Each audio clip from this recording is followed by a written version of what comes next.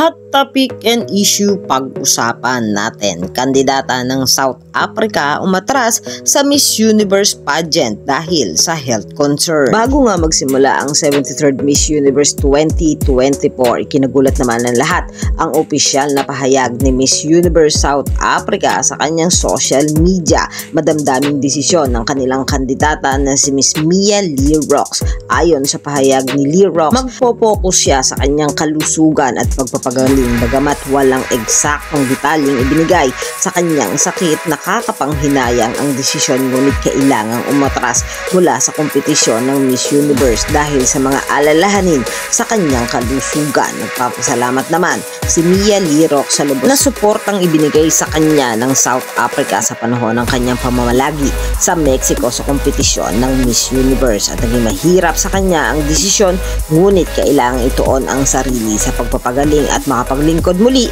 sa kanyang bansa. Yan ang mga hot topic and issue dito lamang sa Tambalang JK.